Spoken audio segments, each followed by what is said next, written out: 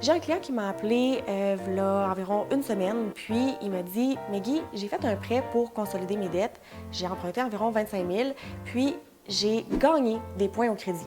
En ce moment, je suis en train de regarder mon bureau de crédit, je regarde TransUnion, je regarde Equifax, j'ai mes deux applications, puis j'ai gagné des points. Pourquoi? Je suis plus endettée. Les cartes de crédit, quand on les descend en bas de 50 de la limite, on va gagner des points. On peut gagner de 30 à 35 points par carte de crédit. Ce qui est arrivé dans ce cas-là, c'est qu'en prenant son argent, en payant ses cartes de crédit, il a enlevé le plafonnage, si on peut dire, de ses cartes de crédit, puis il est allé gagner 30 points par carte. De ce fait, le client avait 60 points de plus sur son bureau de crédit. Là, il m'a dit pourquoi que je score pas pareil chez TransUnion et chez Equifax. Bon, les deux, ils lisent des bureaux de crédit différemment, en même titre que les banques. Il y a des banques qui vont utiliser Equifax, il y a des banques qui vont utiliser TransUnion.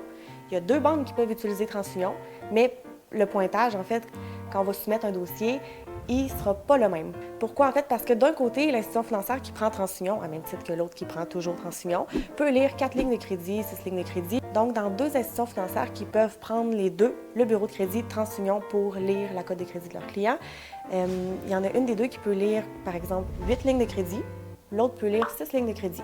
Le score ne sera pas le même parce qu'on ne lit pas la même chose. En gros, avoir des prêts, c'est pas mauvais pour le crédit, c'est de bien les utiliser puis de bien contrôler nos limites.